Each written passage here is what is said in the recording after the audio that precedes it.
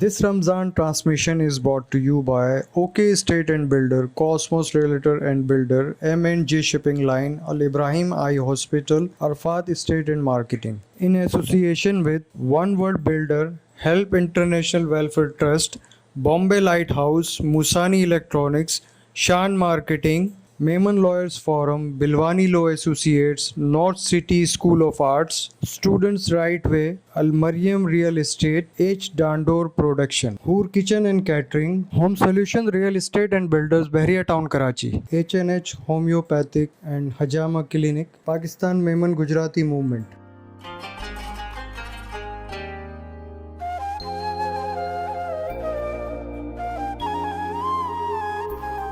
مولاي صل وسلم دائما أبدا على حبيبك خير الخلق كلهم سحر کا تھا پیاری کلیاں مسکراتی تھی ہوائے خیر مقدم کے ترانے گنگناتی تھی ابھی جبریل بھی اترے نہ تھے کعبے کے منبر سے کہ اتنے میں صدا آئی یہ عبداللہ کے گھر سے مبارک ہو شہ ہر دو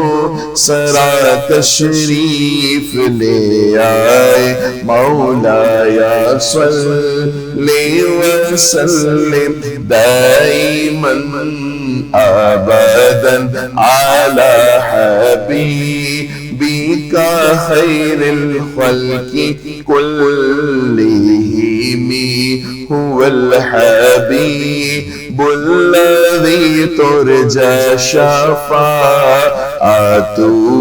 لكل هول من الأهوال مختهم میرے مولا سزاتا ہے یہ تو درود کے گجرے اپنے محبوب پر جو ہے تیری تخلیق بہتری اسی محبوب سے وابستہ امید شفاعت ہے کہ ہر ہمت شکن مشکل میں جس نے دستگیری کی نہ کوئی آپ جیسا تھا نہ کوئی آپ جیسا ہے کوئی یوسف سے پوچھے مصطفیٰ کا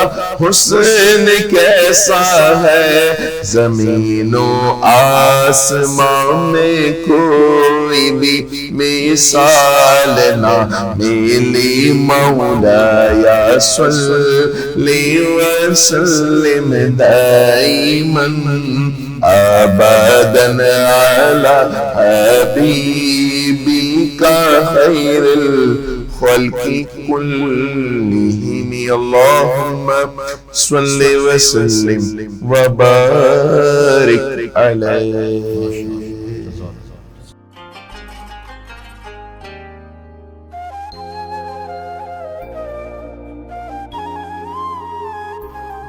This Ramzan transmission is brought to you by OK Estate and Builder, Cosmos Realtor and Builder, M&G Shipping Line, Al Ibrahim Eye Hospital, Arfat Estate and Marketing. In association with One World Builder, Help International Welfare Trust, Bombay Lighthouse, Musani Electronics, Shan Marketing, Mehman Lawyers Forum, Bilwani Law Associates, North City School of Arts, Students Right Way, Al Mariam Real Estate, H. Dandor Production, Hoor Kitchen and Catering, Home Solution Real Estate and Builders, Bahria Town, Karachi, H&H Homeopathic and Hajama Clinic, Pakistan Mehman Gujarati Movement.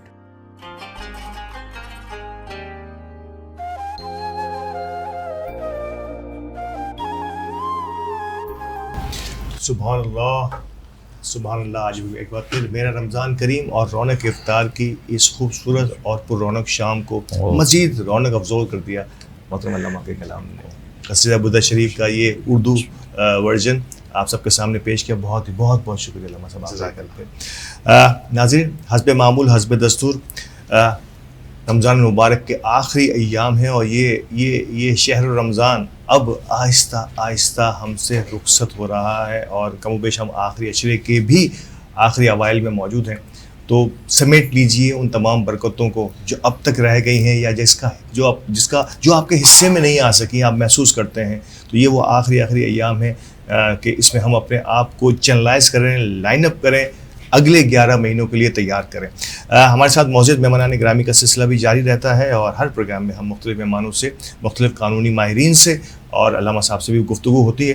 تو آج بھی ہمارے programme میں کچھ ایسے ہی نامور سماجی کارکنان موجود ہیں جنہوں نے اپنی ذات اور اپنے کاموں سے زیادہ سماجی کاموں کو ترجیح دی ہے. اور یقینی طور پہ شاید ایسے ہی لوگ نہ صرف یہ کہ اس ماہ مبارک میں ہماری دعا ہے کہ سالہ سال اللہ پاک جو ہے ان کے کاموں میں اور ان کے ہر اس نیک کام میں جس کے لیے وہ انسانیت کی خدمت کے لیے آگے بڑھتے ہیں اس میں برکت ڈالے. آمین ثم آمین.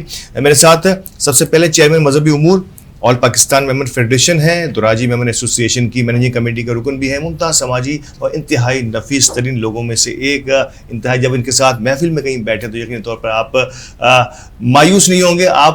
آپ ہمیشہ سے سیریسنس کو اور ساتھ ساتھ کوشش کرتے ہیں کہ ہمیشہ ماحول بنائے رکھیں اپنی محفل کا، اور یہ ایک بہت بڑا وتیرہ ہوتا ہے کسی بھی خوش الحان آدمی کا. میرے محترم جناب محترم عبید چامڑیا صاحب میرے ساتھ موجود ہیں. عبید بھائی بہت شکریہ اور آج وقت نکالنے کے لیے ہماری محفل میں موجود ہیں. آپ کا بہت شکریہ کہ آپ نے آج یاد کیا. میمن نیوز کا شکریہ. جزاک اللہ، بہت شکریہ. اور ہمارے ساتھ ہمارے ایک اور مہمان یقینی طور پر آل پاکستان میمن فیڈریشن کی آئی ٹی ڈپارٹمنٹ یا آئی ٹی کے لیے کوششیں اور آئی ٹی کی ترویج کے لیے کوششوں میں جب بھی کوئی بھی تاریخ لکھی جائے گی اس میں ہمارے اس محترم ویلی ٹیلنٹڈ نوجوان کا نام ضرور لکھا جائے گا. آپ سابق ممبر ایم سی رہے ہیں باٹلہ میمن جماعت کے، آپ ایف پی سی سی آئی کی آئی ٹی کمیٹی کے بھی سابق ممبر رہے ہیں. کرنٹلی آپ چیمبر آف کامرس کی ایجوکیشن کمیٹی کے ممبر ہیں اور چیئرمین ہیں I T committee all Pakistan Memon federation کے محترم جنید ہارون ڈوچکی صاحب. السلام علیکم. جنید بھائی بہت شکریہ آپ کا بھی آج کے اس پروگرام میں تشریف لانے کے لیے. بہت شکریہ فیضانی صاحب کا، میمن نیوز کا شکریہ کہ ہمیں موقع دیا آنے کا.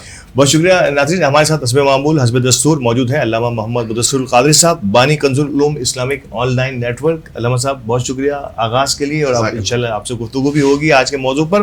اور ہمارے ساتھ سینئر ایڈوکیٹ ہائی کورٹ خصوصاً ٹیکسیشن کے شعبے کے انتہائی ماہرین میں سے ایک ہیں محترم عمران بیگرانی صاحب ہمارے ساتھ موجود ہیں. السلام علیکم عمران بھائی. بہت شکریہ عمران صاحب آپ کا آج کے اس پروگرام میں تشریف لانے کے لیے. جی آپ کا بھی شکریہ. اچھا جی، آغاز کرتے ہیں. میں چاہوں گا کہ میں عبید صاحب سے آغاز کروں.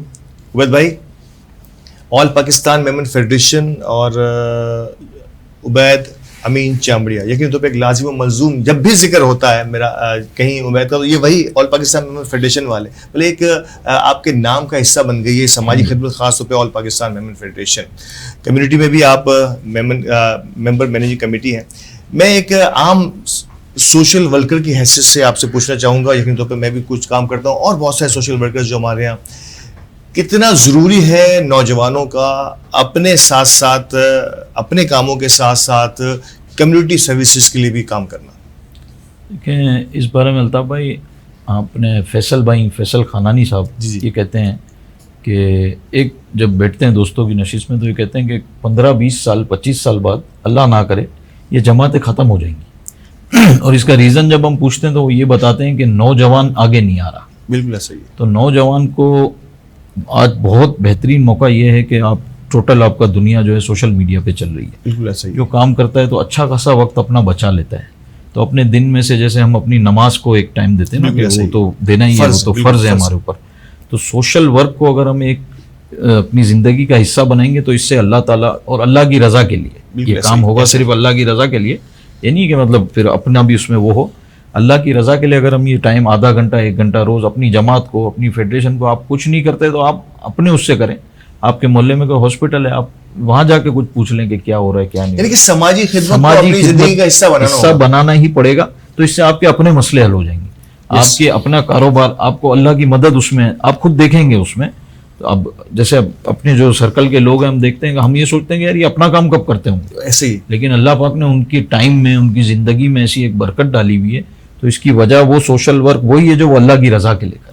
اچھا, کیا میں ایک پروفیشنل ایز این پروفیشنل میں آپ سے پوچھنا چاہوں کہ ان سوشل ورک میں جہاں ٹیم کو ساتھ لے کے چلنا, جب آپ چیئرمین ہوتے ہیں تو آپ کو ٹیم کو ساتھ لے کے چلنا ہوتا ہے, کوئی پلان یا کوئی پروجیکٹ ہوتا ہے, کوئی پروگرام ہوتا ہے, تو ہم سب کو مل کے کام کرنا ہوتا ہے, کون سا اس میں کس بندے کو کہاں پلیس کرنا ہے اس کی ضرورت بھی پڑتی ہے. تو آپ سمجھتے ہیں کہ سوشل ورک آپ کو پروفیشنلی بھی امپروو کرنے کی میں مدد دیتا ہے, آپ میں بہت ساری صلاحیتیں, آپ کی چھپی ہوئی صلاحیتیں, لیڈرشپ کی صلاحیتیں ہوں یا کوئی خاص کام کرنے کی صلاحیتیں ہوں, ٹیم بلڈنگ کی صلاحیتیں ہوں, وہ آپ کے اندر زیادہ بہتر انداز میں ورک کرنا شروع کر دیتی ہیں؟ بالکل ایسا ہی ہے, جیسا جیسا آپ یہ سمندر ہے, آپ جیسے جیسے اترتے جائیں گے تو آپ کی صلاحیتیں سامنے آتی جائیں گی.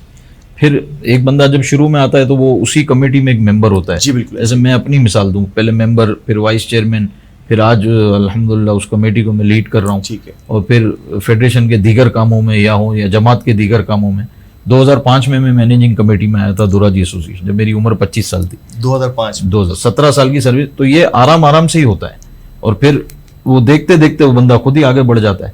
پھر کس کو کہاں لگانا ہے, کس کو کیسے ٹیم ورک بنانا ہے, اور ٹیم میں آنے کے لیے اپنے دروازے ہمیشہ کھلے رکھیں, کیونکہ جب آپ آئے تھے تو بھی تو دروازہ کھلا تھا نا, یعنی کہ سب کو ویلکم کرنا, سب کو ویلکم کرنا. اچھا, اس میں مذہبی امور کمیٹی کا اگر میں اسپیسیفک سوال کروں آپ سے کہ کیا فرائض منصبی ہوتے ہیں اور کس انداز سے آپ مذہبی امور کمیٹی اور یقین طور پر اپنی آل پاکستان میں فیڈریشن کی مذہبی کمیٹی کا چیئرمین ہونا ایک بہت بڑی ذمہ داری کا کام ہوتا ہے, کیسے لے کے آپ اس کو کس انداز سے آپ کو چلنا ہوتا ہے, اور کیا پروجیکٹس آپ اب تک کر چکے ہیں یا کرنا چاہتے ہیں؟ مطلب تقریباً مجھے یاد ایک رف آئیڈیا 10 سال ہو گئے ہیں اس منصب پہ مجھے, وائس چیئرمین بھی ملا لیں تو 10 سال تو ہو گئے.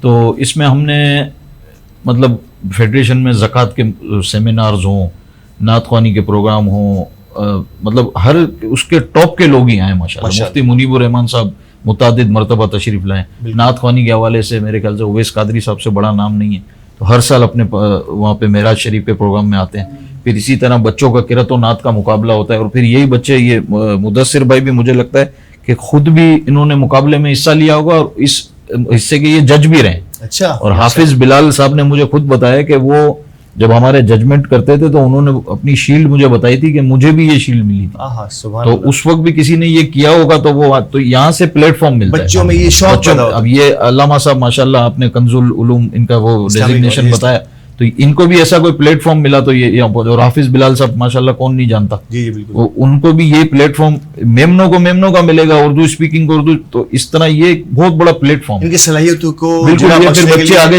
چینلوں میں جاتے ہیں, اور پھر ظاہر ہے پھر اس میں جس میں جتنی صلاحیت اور وہی بات آ جاتی ہے. ان کے ٹیلنٹ کو, ناظرین, یہ ادارے جو ہوتے ہیں وہ ان ٹیلنٹ کو اور آگے بڑھاتے ہیں. میں اسی ٹیلنٹ کو تھوڑا سا ٹوسٹ کر کے سوال کو آپ کی طرف لاؤں گا جنید بھائی, کہ بچوں کا ٹیلنٹ آئی ٹی کا دور رہا ہے, اور میں سمجھتا ہوں کہ آئی ٹی کے لیے آل پاکستان میں فیڈریشن نے آپ کی سربراہی میں خاص طور پہ, کیونکہ جب سے آپ نے آئی ٹی کمیٹی کو سنبھالا ہے, نت نئے پروگرامز اور فرنچائزز کے ساتھ آپ کا کولیبریشن, بچوں کی طرف اور نئے آئیڈیاز کے ساتھ کام, مطلب یہ کیسے ممکن ہوتا ہے کسی ایک بندے کے لیے کہ نو ڈاؤٹ کہ آپ کے ساتھ بھرپور ٹیم کام کرتی ہے, لیکن نو ڈاؤٹ برین چائلڈ آپ ہی کیا ہوتا ہے جس کو آپ آگے بڑھاتے ہیں.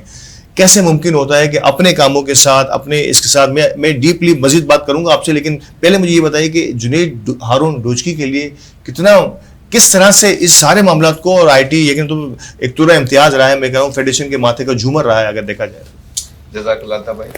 عطا بھائی, بات یہ کہ ابھی جو بیل بھائی نے بات کی نا, بالکل صحیح کی ہے. جب ہم سوشل ورک کر رہے ہوتے ہیں اور ایک نیت ہوتی ہے کہ یار کسی کے بھلائی کا کام کرنا ہے, تو رب ہمارا کام کر رہا ہوتا ہے, ہمیں یہ فکر نہیں ہوتی ہمارا کام کیسے ہو رہے ہیں. تو اسی چیزیں مینیج خود ہو رہی ہوتی ہیں. اللہ کے کرم سے میرا اپنا سافٹ ویئر, وقت میں برکت ہو جاتی ہے, وقت میں برکت ہو جاتی ہے. بالکل صحیح الفاظ ہے کہ ہمارے وقت میں برکت ہو جاتی ہے. میرا ماشاء اللہ سافٹ ویئر ہاؤس ہے, وہ بھی چل رہا ہے, میں خود کام کر رہا ہوتا ہوں, ایکسرسائز کو ٹائم بھی دے رہا ہوتا ہوں.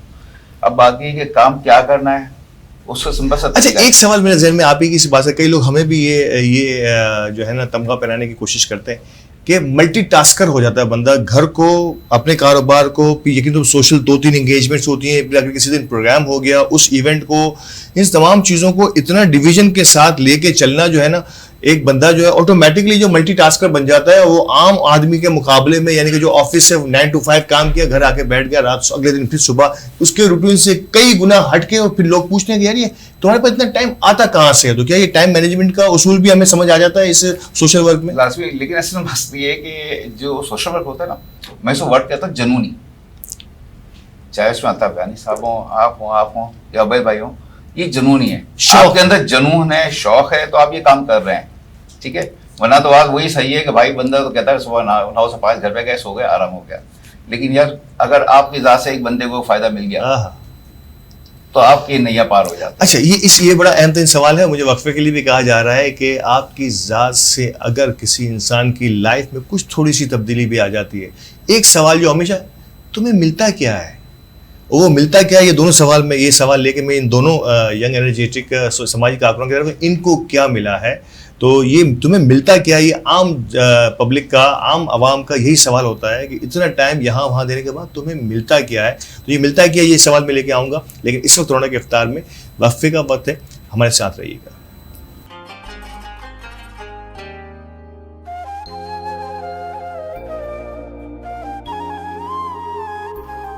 This Ramzan transmission is brought to you by OK Estate and Builder, Cosmos Realtor and Builder, M&J Shipping Line, Al Ibrahim Eye Hospital, Arfat Estate and Marketing. In association with One World Builder, Help International Welfare Trust, Bombay Lighthouse, Musani Electronics, Shan Marketing, Mehman Lawyers Forum, Bilwani Law Associates, North City School of Arts, Students Right Way, Al Maryam Real Estate, H. Dandor Production, Hoor Kitchen and Catering, Home Solution Real Estate and Builders, Bahria Town, Karachi, H&H Homeopathic and Hajama Clinic, Pakistan Mehman Gujarati Movement.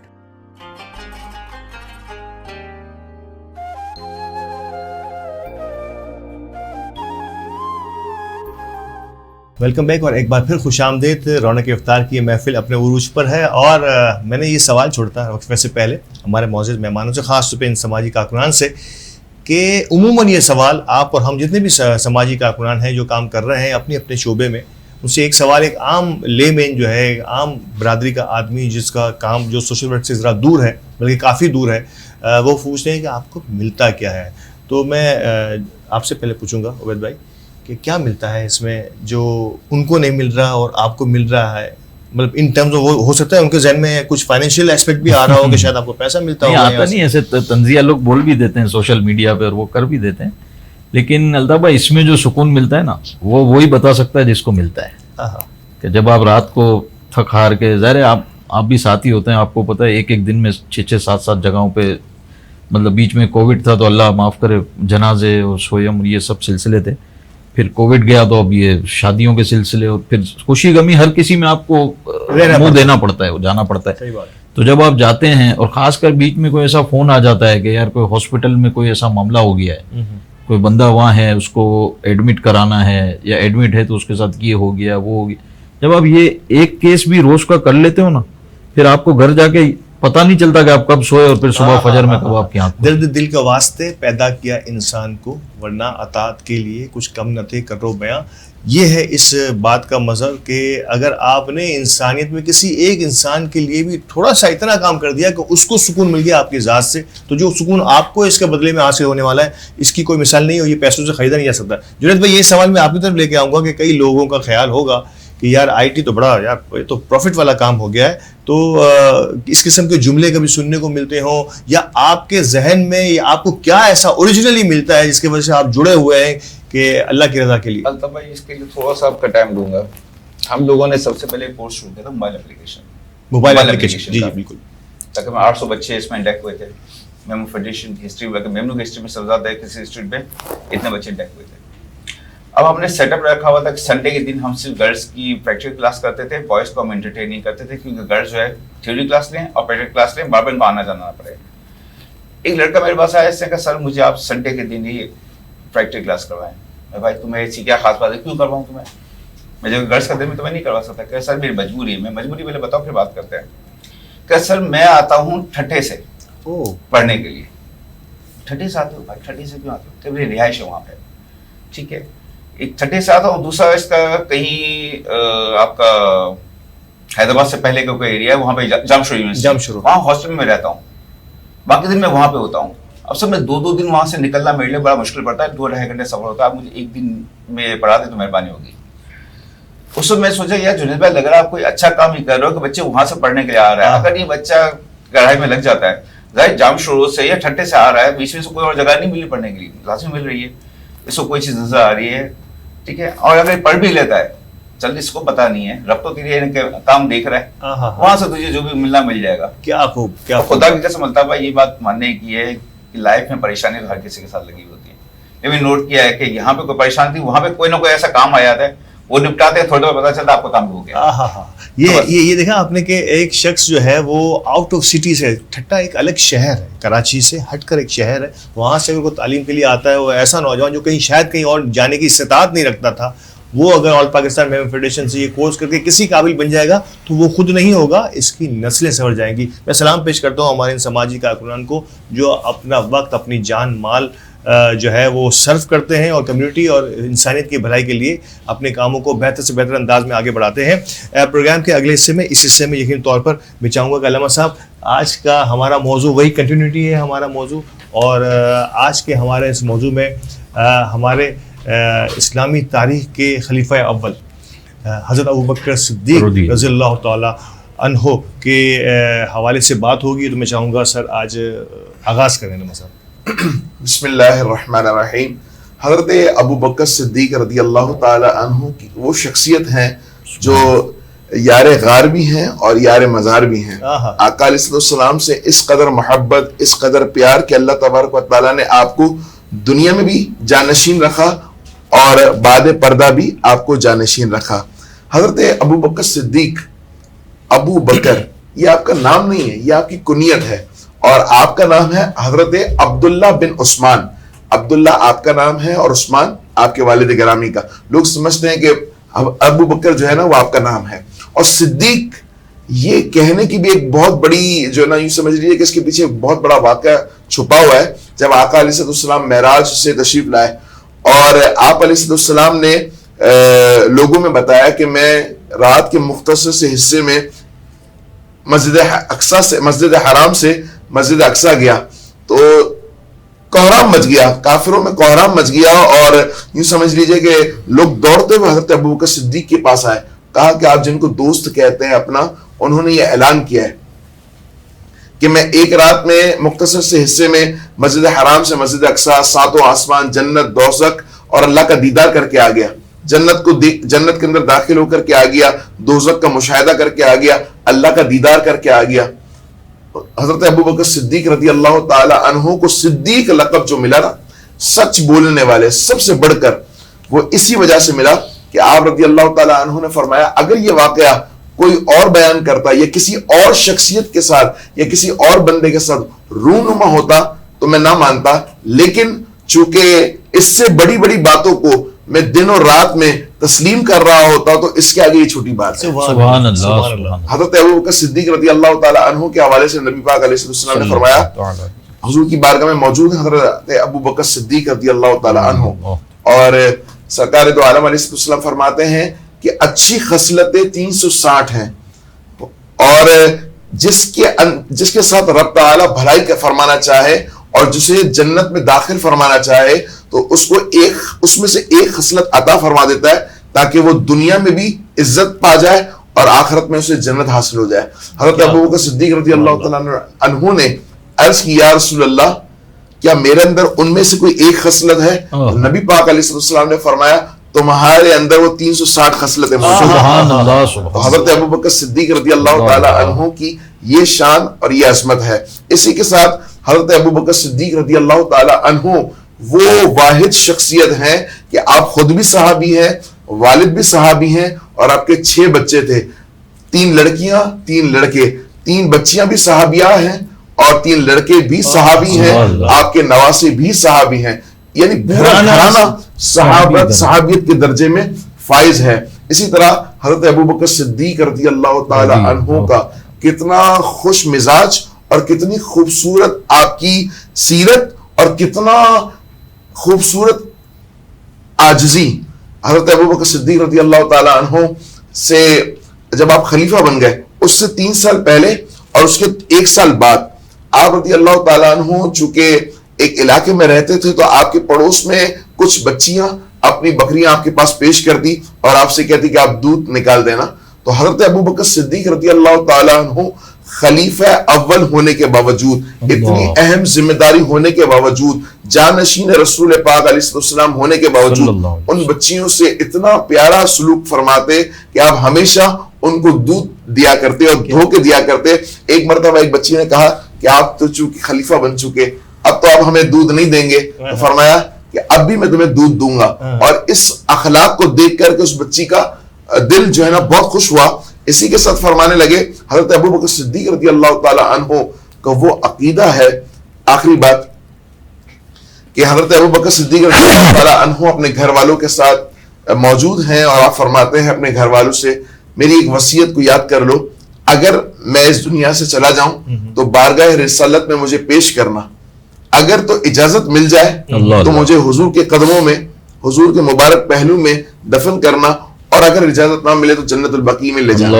اللہ اکبر. اب عقیدہ دیکھیے کہ رسول پاک علیہ السلام اپنے غلاموں کی بات کو سنتے ہیں اور کیسے مشاہدہ فرماتے ہیں. اب حسب وصیت جو ہے وہ آپ کے جنازہ موجود ہے اور سرکار کی بارگاہ ہے. آپ کے گھر والوں میں سے کوئی عرض کرتا ہے یا رسول اللہ ابو بکر حاضر ہے. اللہ اکبر. اللہ اکبر. اندر سے آواز آتی ہے کہ یار کو یار سے ملا دو, محبوب کو محبوب سے ملا دو.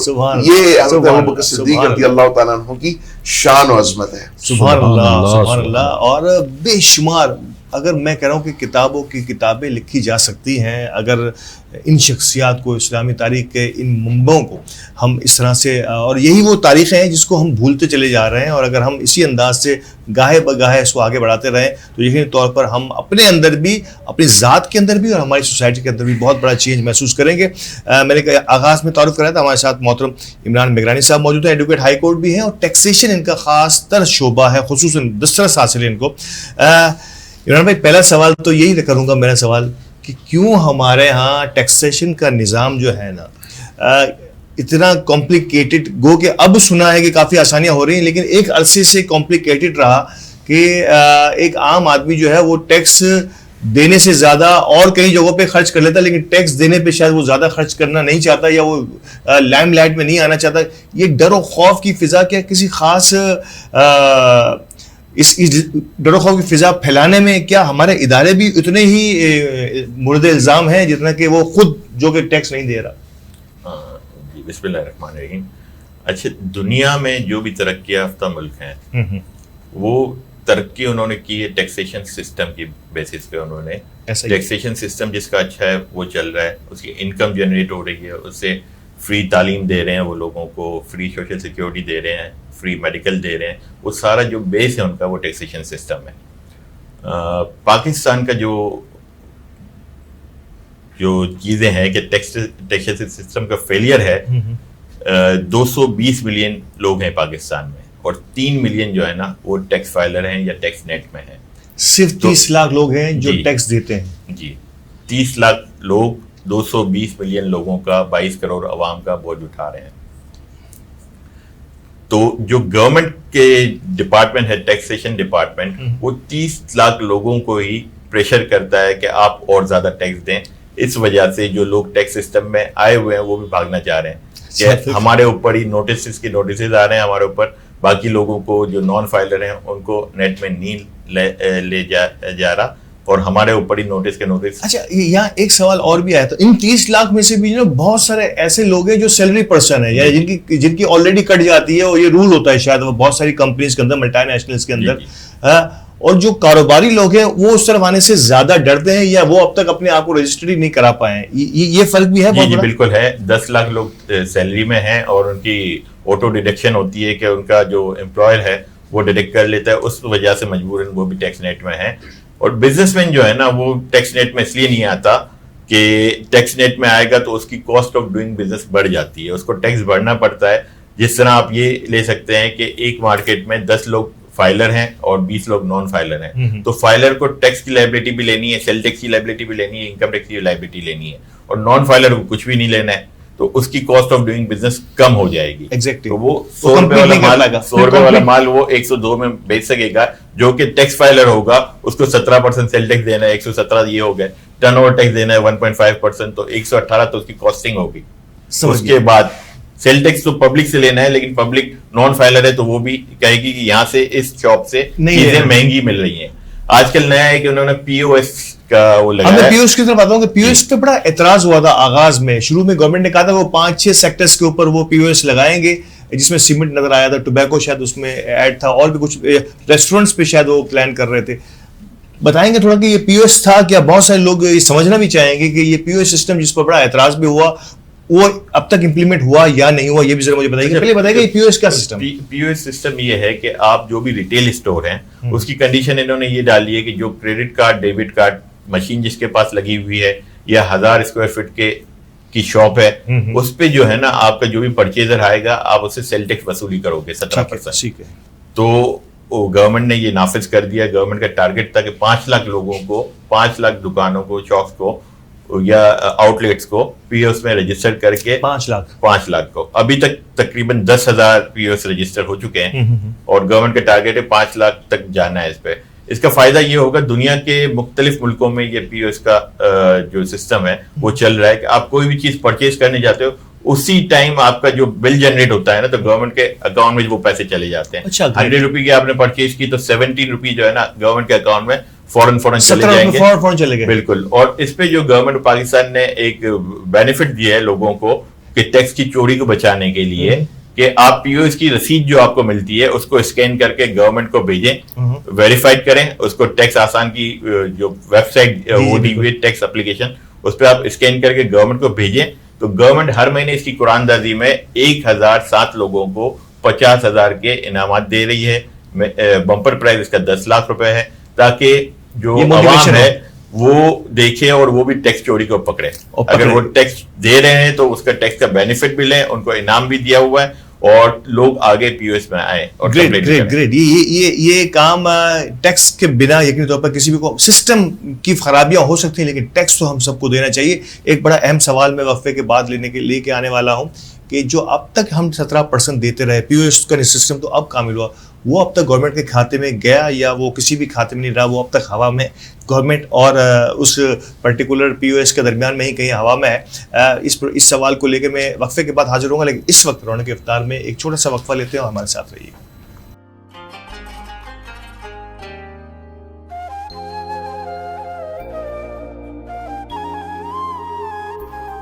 This Ramzan transmission is brought to you by OK Estate and Builder, Cosmos Realtor and Builder, M&J Shipping Line, Al Ibrahim Eye Hospital, Arfat Estate and Marketing. In association with One World Builder, Help International Welfare Trust, Bombay Lighthouse, Musani Electronics, Shan Marketing, Mehman Lawyers Forum, Bilwani Law Associates, North City School of Arts, Students Right Way, Al Maryam Real Estate, H. Dandor Production, Hoor Kitchen and Catering, Home Solution Real Estate and Builders, Bahriya Town, Karachi, H&H Homeopathic and Hajama Clinic, Pakistan Mehman Gujarati Movement.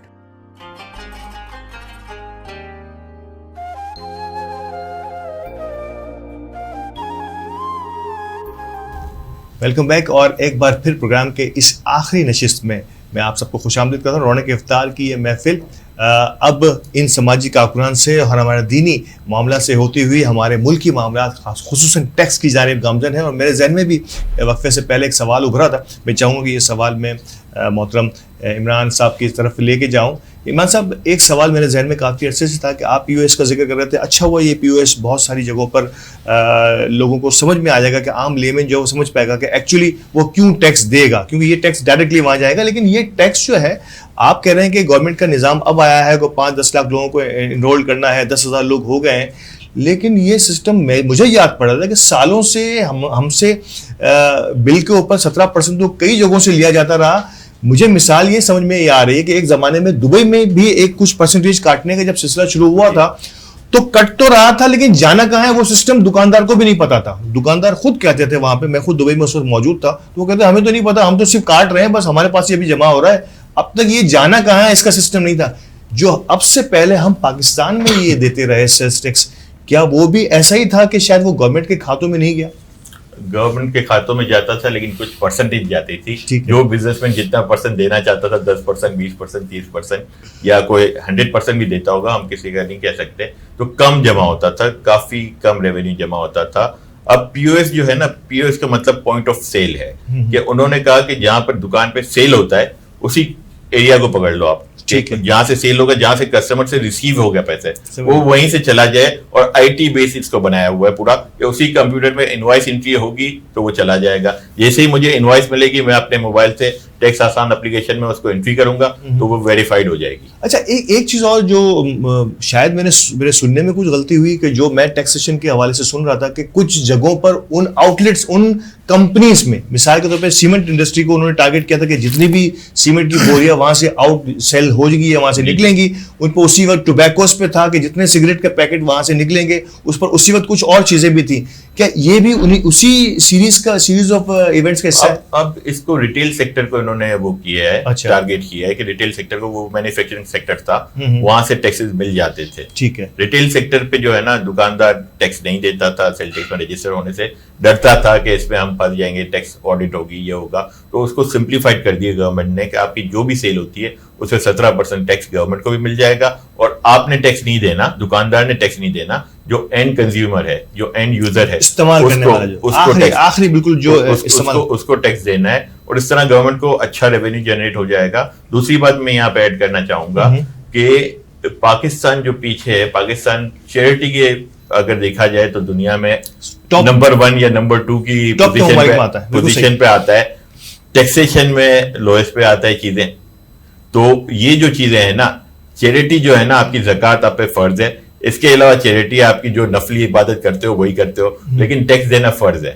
بالکل. یہاں پر نہ کسی علماء نے یہ لوگوں کو بتایا, نہ چیزیں بتائی کہ اگر آپ ملک کا ٹیکس نہیں دیتے, جو آپ کی انکم ٹیکس بنتا ہے, تب بھی آپ کی انکم حرام بن جاتی ہے. یہ سکھایا نہیں گیا لوگوں کو, نہ لوگوں کو پتا ہے. اچھا ایک یہ سوال, میں یہ بالکل یہ سوال اس سے پہلے بھی ابھرا تھا, اور میں اس پہ جواب یہ آتا ہے کہ ہم کس کو ٹیکس دیں. مطلب مثال کے طور پہ ہمارے یہاں بدقسمتی سے ہماری سیاسی قیادت پر ہمارا ٹرسٹ جو ہے وہ اس حد تک گر چکا ہے ہمارا. ریسنٹلی بھی ہمارے ملک میں جو ہو رہا ہے وہ آپ ہم سب جانتے ہیں کہ کس کو ٹیکس دیں, کہ جو اپنے ذاتی مفادات کے لیے, سیاستدان اسی لیے مشہور ہیں. تو یہ کیسے ہم کنکلوڈ کر پائیں گے کہ ان لوگوں کو یہ ٹیکس کی رقم دے کے ہم تو اپنے ہاتھ میں کاٹ دیں, ہم اپنے طور پہ چیریٹی, یعنی کہ حکومت سے ہمارا ٹرسٹ ویلفیئر اسٹیٹ بنانے کے لیے یقینی طور پہ ٹیکس بہت ضروری ہے, آپ نے آغاز میں کہا, لیکن شاید ان پہ ٹرسٹ نہ ہونے کی وجہ سے جو گورنمنٹ عوام کے درمیان یہ ٹرسٹ ڈیفیسٹ ہے, اس کو کم کرنے کے لیے یا اپنی ذات کو زیادہ بہتر انداز میں سرو کرنے کے لیے وہ چاہتے ہیں کہ ہم اپنے ہاتھ سے ٹیکس دیں گے. اگر زکوٰۃ دینی ہوگی اپنے ہاتھ سے دیں گے, ٹیکس بھی دینا ہوگا تو جو تھوڑا بہت بن گیا سو بن گیا, باقی ہم اپنے ہاتھوں سے دیں گے. آپ سمجھتے ہیں یہ ٹیکس ڈیفیسٹ بھی کم ہونا چاہیے؟ جی, ٹیکس کا سسٹم جو ہے نا, آپ کو ٹیکس دینا ہے, آپ پہ فرض میں شامل ہے آپ کے کہ آپ کو ملک کو ٹیکس دینا ہے. اگر ملک میں آگے چوری ہو جاتا ہے, آدھا یوز ہوتا ہے, آدھا چوری ہو جاتا ہے, لیکن آپ نے اپنا ٹیکس تو دے دیا, آپ تو بڑی جمع ہو جاتے ہو, آپ فیصلہ کرنے والے کیسے بن سکتے ہو کہ میرا ٹیکس صحیح جگہ استعمال ہو رہا ہے یا صحیح جگہ استعمال نہیں ہو رہا. ملک پہ اتنے قرضے ہیں, اتنی چیزیں ہیں, نیچے جا رہے ہیں ہم اتنا, ٹھیک ہے, سری لنکا ڈیفالٹ پہ چلا گیا, ہماری پوزیشن اسی طرح کی جا رہی ہے چیزیں. تو ہم اپنے حساب سے اپنے جو فرائض ہیں وہ پورے کریں تو ہی معاشرہ صحیح ہوگا. ہر بندہ اپنے حساب سے سوچے گا, اس طرح سوچے گا کہ بھائی ملک میں کچھ صحیح نہیں ہے, میں ٹیکس دینا ہی نہیں چاہتا, تو کبھی بھی ملک صحیح نہیں ہوگا. ہم پیچھے نیچے جاتے رہیں گے, اور ہم کافی نیچے چلے گئے ہیں, دنیا سے کافی نیچے ہم چلے گئے ہیں. اب لوگ کیا کیا سوچ رہے ہیں, کیا کیا کر رہے ہیں. آئی ٹی سیکٹر دنیا میں کہیں بھی جاؤ, لاسٹ 20 ڈیز پہلے میں امریکہ گیا تھا, تو وہاں پر بھی ہم دیکھ رہے تھے ہر چیز آئی ٹی سیکٹر کے اس سے چل رہی ہے. اور نیوز چینل بھی آ رہے ہیں, یا انڈین نیوز چینل دیکھ لیں تو اس میں بھی آئی ٹی ریلیٹڈ آتے ہیں یا بزنس ریلیٹڈ پروگرام آتے ہیں. ہمارے نیوز چینل پہ دیکھو 8 بجے 9 بجے وہی سیاستدان بیٹھے ہوئے ہیں کہ عدم اعتماد یہ ہو گئی, وہ ہو گئی. بچہ ہمیں پتا ہے کہ وہ عمران خان یا شہباز شریف بحث ہو رہی ہے تو یہ بحث ہو رہی ہے کہ بھائی یہ اچھا ہے, یہ چور ہے, یہ اچھا ہے, یہ چور. بھائی آپ آگے بڑھو, اپنا دیکھو, چیزیں دیکھو, آپ اپنی ایجوکیشن پہ دھیان دو, آپ ملک کے لیے ارن کرو چیزیں. Great great great.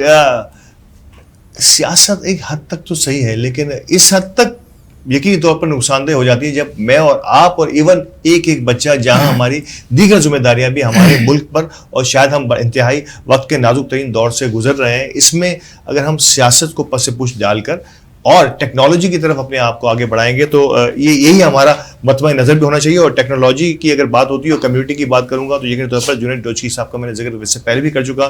جنید بھائی کیا پلان ہے اب فیوچر ٹیکنالوجی کے حوالے سے, اور کون سے نئے ایسے پلانز آ رہے ہیں اور فیڈریشن کی آئی ٹی کمیٹی کی جانب سے بچوں کے لیے؟ الطاف بھائی اللہ کی طرف سے اس وقت ہم 200 بچوں کو Amazon پڑھا چکے تھے. Great, ماشاءاللہ. سکسیس اسٹوری نکلی تھی. سیکنڈ بیچ ہمارا ابھی چل رہا ہے, اس میں بھی ماشاء اللہ سے 200 بچے ہیں. اب ہم لوگوں نے ورچوئل ایک کلاس اناؤنس کی ہے. کچھ ایسے ہمارے پاس طالب علم آئے تھے, فون آئے تھے ان کے کہ جو آؤٹ آف کراچی تھے, کچھ آؤٹ آف پاکستان بھی تھے کہ بھائی ہم کورس کرنا چاہ رہے ہیں مگر ہمیں اس رینج میں کورس نہیں مل رہا, لیکن تو وہ آ نہیں سک رہے, اور اس رینج میں جس رینج میں آپ کروا رہے ہیں وہ نہیں ہمیں مل رہا. تو اس کے لیے ہم نے ایک ورچوئل کورس اناؤنس کیا ہے جس کی کلاسز انشاءاللہ عظیم عید کے بعد اسٹارٹ ہو جائیں گی. اچھا, اس کورس کی کیا غرض و غایت ہے, کیا چاہ رہے ہیں اس کورس میں؟ سر دیکھیے اس کے لیے ہمیں انٹر پاس بچہ چاہیے ہوتا ہے, ٹھیک ہے, جس کے ہلکی پھلکی انگلش آتی ہو اور ڈیوٹڈ بندہ جو کام کرنا چاہ رہا ہو. اصل بات یہ ہے Amazon کرنا چاہ رہا ہو, کیونکہ دیکھیں یہ ایک سیریس سبجیکٹ ہے. اس طرح نہیں کوئی ٹول کہ آپ نے 2 بٹن دبائے آپ کا کام ہو گیا. آپ بات کر رہے ہیں بچے کو کہ بھائی آپ کو آپ کے پیرنٹس یا آپ دوسرے بڑے لوگ آپ کو لاکھوں روپے دے دیں گے کام کرنے کے لیے, تو بھائی دیکھیں لاکھوں روپے اس طرح سے نہیں ملتے. صحیح, آپ کو محنت چاہیے ہوتی ہے. اب اس میں بات نکلی, میں آپ کو بات بتاؤں کہ ہمارے بچوں کے اندر ایک عادت بن چکی ہے. وہ جیسے اگر الطاف یانی صاحب کو دیکھیں گے کہیں کہ مجھے کل ہی الطاف یانی بننا ہے. اب وہ الطاف یانی کی سکسیس تو دیکھ رہے ہیں مگر یہ نہیں دیکھ رہے الطاف یانی نے الطاف یانی بننے کے لیے 20 سال لگائے ہیں, یا عبید صاحب نے 2005 سے ابھی تک بنے ہیں, تب کہیں جا کے ان کو لوگ عبید احمد چامڑیا کے نام سے جانتے ہیں. صحیح بات. وہ کہتا ہے میں کل ہی بننا ہے, وہ پیشنس نہیں رہا. شارٹ کٹ جو ہے وہ ہماری لائف کے اندر بہت زیادہ آ گیا ہے. اور عبید صاحب آپ سمجھتے ہیں کہ یہ شارٹ کٹ نے جو ہے ہمارے بچوں کو تھوڑا سا جو ہے نا راتوں رات جسے امیر بننے کی خواہش تو شاید میں نہیں کہوں گا, لیکن راتوں رات اس ٹیلنٹ کو حاصل کر لینا جو ان کے سامنے ایک رول ماڈل کھڑا ہے, یقیناً تو اس نے کئی دنوں رات صرف کیے ہوں گے یہاں تک پہنچنے کے لیے. Amazon کی بات تو میں آپ سے نہیں کروں گا, لیکن جنرلی آپ دیکھتے ہیں کہ اس قسم کا شوق بھی بچوں میں کچھ زیادہ بڑھ گیا ہے. پھر یہ اگر اللہ نہ کرے فائنینشلی میں یہ شارٹ کٹ ڈھونڈنے جاتے ہیں نا تو پھر گھر کے گھر بھی بک جاتے ہیں. ایسا ہی ہے, ایسے, اور یہ واقعات دیکھے ہیں گئے ہیں. مطلب وہ راتوں رات بننا ہے, اور یہ مطلب میں جانتا ہوں 2-3 لوگوں کو ایسے جو بیچارے خود کے گھروں سے بھی گئے اور اب کرائے میں رہ رہے ہیں. جو ہاتھ میں تھا وہ ہاتھ سے وہ ہمارے ہاتھ سے نکل جاتا. سر علامہ صاحب یہ جو شعبہ چلا, میں چاہوں گا ضروری طور پر آپ دینی نقطہ نگاہ پہ اس پہ ضرور روشنی ڈال دیجیے کہ اتنا شارٹ کٹ جب ہم محنت سے ڈر رہے ہوتے ہیں, شاید اسی وقت بندے کو خیال آتا ہے کہ یار میں آئندہ 1 سال کے اندر اگلے سال جو ہے نا اپنا ٹارگیٹ بنا لے, اور اسی 1 سال کے اندر وہ 15 سال یا 20 سال کا کام کرنے کی کوشش کرتا ہے. اس میں پھر وہ غلطیاں کر بیٹھتا ہے کہ ہاتھ کا مال متاع جو ہے وہ بھی اس کے ہاتھ سے نکل جاتا ہے. اس قسم کے شارٹ کٹس اور محنت کو تھوڑا سا اگر ایلیبریٹ کر دیں اپنے الفاظ. لیکن نبی پاک علیہ السلام فرماتے ہیں کہ اللہ تبارک و تعالیٰ کسی کی محنت کو رائگاں نہیں فرماتا, اور محنت میں عظمت قرار دی گئی نا, تو اگر کسی بھی مقام پر یا کسی بھی بلندی پر یا کسی بھی ایک جو آپ کا گول ہے اس جگہ پر آپ پہنچنا چاہتے ہیں اور صحیح انداز سے, تو اس کے لیے محنت درکار ہے. اگر بندہ محنت نہیں کرے گا تو محنت کے بغیر تو جو ہے نا کوئی چارہ ہی نہیں ہے نا. آپ دیکھیں نا کافر جو ہے نا اس وقت آقا علیہ السلام کو صادق و امین کہا کرتے ہیں. آقا علیہ السلام نے 40, حالانکہ آپ بائی برتھ نبی ہیں لیکن آپ نے نبوت کا اعلان 40 سال کی عمر میں کیا. اس دوران پوری زندگی آپ نے محنت و مشقت فرمائی, پیار محبت سے دین پھیلایا اور اپنے کردار سے بتایا. اب آپ فرماتے کہ میں تو نبی ہوں تو مجھے ڈائریکٹ لوگ مان لیں, تو ایسا نہیں. حضور علیہ السلام کی ذات جو اللہ کے محبوب ہیں, آپ علیہ السلام نے محنت کو جاری رکھا. تو یہ ہمارے لیے موٹیویٹ کرنے والے معاملات ہیں اور اصول ہیں کہ ہم بھی محنت کرتے چلے جائیں. تو اللہ تعالیٰ کا فارمولہ ہے, یہ ہمیں عطا فرمایا اس نے کہ وہ محنت کو رائگاں نہیں فرماتا. تو ہمیں کنٹینیوسلی محنت اور مستقل مزاجی سے کرنی پڑے گی, اس کے بغیر چارہ نہیں ہے. پھر وہی عبید بھائی والی بات کہ بندہ فوری طور پر چاہتا ہے نا کہ رزلٹ مل جائے, تو پھر وہ نقصان کا واجب بن جاتا ہے. ایسا ہی ہو جاتا ہے. بالکل. آخری سوال جانے سے پہلے عمران صاحب آپ سے گزار کرنا چاہوں گا کہ کیا ہمارے ٹیکسیشن کے نظام میں کچھ اب جیسے بہت سی جگہوں پر سوشل میڈیا پہ بھی نظر آ رہا ہے کہ رجسٹریشن بڑا ایزی ہو گیا ہے, سوشل میڈیا کے ذریعے ہی آپ جو ہے نا اپنے ٹیکس نیٹ کے اندر اپنی ساری معلومات آپ ٹیکس نیٹ کے ذریعے لے لیتے ہیں, ویب سائٹ سے. سمجھتے ہیں آپ کہ یہ ترجیح دینے کے لیے, عوام کو یہ بتانے کے لیے کہ اب آپ ٹیکس کی طرف آسانی سے آ سکتے ہیں. اب شاید پہلے والا جو ایک جو اسکیئرڈ بندہ جو ڈر جاتا تھا ٹیکس کے نظام میں آنے سے, اب ایسی سچویشن نہیں ہے, آپ سمجھتے ہیں اپنے طور پہ ایز این سینئر لائر؟ جی اب انٹرنیٹ کے تھرو ٹیکس فائلر آپ بن سکتے ہیں. ویب سائٹ پہ جا کے آپ سمپل سا فارم ہے وہ فل اپ کر کے کر سکتے ہیں فائل. وہ تو آسانی ہو گئی ہے, لیکن ٹیکس ریٹس جو ہے نا وہ سب سے زیادہ ہے, بہت زیادہ ہیں. امریکہ اور یورپ سے بھی زیادہ ہے کافی جگہوں پہ. تو اس لیے انکم ٹیکس ریٹ آپ 60 لاکھ سے زیادہ کماتے ہو تو آپ کا ٹیکس ریٹ بنتا ہے 35%. 35%. تو ہر بزنس مین یہ کہتا ہے 35% میں ٹیکس کہاں سے دوں گا, اس لیے میں مس ڈکلیریشن کر دوں یا فائلر ہی نہیں بنتا. تو وہ ٹیکس ریٹ کو کم کرنے کی ضرورت ہے کہ ٹیکس ریٹ کم ہو جائیں یا فکس ٹیکس کی طرف جائیں, اس لیے کہ ہمارے جو اتنے لوگ ہیں وہ حساب کتاب رکھنا نہیں چاہتے چیزیں, یا جو لوگ رکھنے پڑتے ہیں, اکاؤنٹنٹ رکھنے پڑتے ہیں, تو وہ بھی کاسٹ آف ڈوئنگ بزنس میں اضافہ ہوتا ہے. اس لیے سمپلیفائڈ وے میں ان کا ٹیکس ریٹرن دیا جائے اور ٹیکس ریٹ کم کیے جائیں, تب یہ ٹیکس فائلر بھی بڑھیں گے. اور گورنمنٹ کو جو ہے نا وہ فری سروس دینی چاہیے کہ ٹیکس فائلر اگر کوئی بننا چاہتا ہے تو وہ گورنمنٹ کے کسی بھی ڈپارٹمنٹ میں جائے, وہ اپنا بتائے, پرٹیکولر بتائے اور وہ آگے بڑھے, فیسیلیٹیٹ ہو جائے, وہیں سے فیسیلیٹیٹ ہو جائے تاکہ آگے چیزیں چلیں. اور ان کو ساتھ ساتھ بینیفٹ بھی دیا جائے. پہلے آج سے 20 سال پہلے ٹیکس جو فائل کرتا تھا اس کو ٹیکس کارڈ بھی دیا جاتا تھا. تو وہ ٹیکس کارڈ کے ذریعے ابھی بھی اگر وہ سسٹم لاتے ہیں ٹیکس کارڈ کا, تو اس میں بینیفٹ دی جائے کہ آپ کسی بھی چیز میں جا رہے ہیں تو آپ کو وی آئی پی پروٹوکول ملنا چاہیے. جیسے ایئرپورٹ پہ جاتے ہیں آپ کو ڈفرینٹ بینک دیتی ہیں کہ بھائی وی آئی پی پروٹوکول دے رہے ہیں, آپ اتنا ٹیکس دے رہے ہیں, کہیں ڈسکاؤنٹ ہو جائے. بہت سی جگہوں پر ایسے سسٹم چل رہا ہے. بالکل بالکل, آپ اتنا ٹیکس دے رہے ہو تو آپ کو یہاں پر ڈسکاؤنٹ ہو جائے, آپ کو اس طرح کے بینیفٹ ملنے چاہیں, تو آگے ٹیکس کا کلچر بڑھے گا. اور لوگوں کو بھی یہ ہوگا کہ ارے میرا نام اس میں 1000 ٹیکس پیئر میں آ گیا, یا 10,000 ٹیکس پیئر میں آ گیا, یا 100 ٹیکس پیئر میں آ گیا, ٹاپ 100.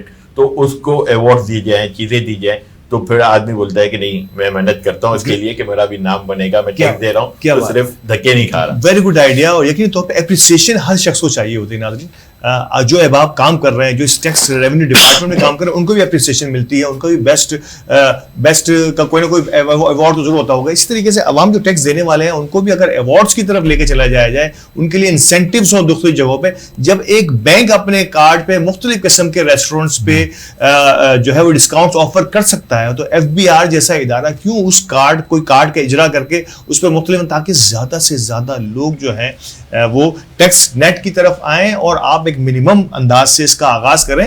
وقت کے ساتھ ساتھ یقینی طور پر یہ بڑھتا رہے گا, اور جب لوگوں کا اعتماد ہمارے اداروں پر اور ہماری حکومتوں پر بحال ہونا شروع ہوگا تو یقینی طور پر یہ سلسلہ اور کئی جگہ آگے جائے گا, کیونکہ ٹیکس کے بنا حکومتیں یا ریاستیں کام نہیں کرتے. یہ ہمارے آج کا لب لباب ہے, ہماری آج کی اس باتوں کا, آج کے اس پروگرام کا.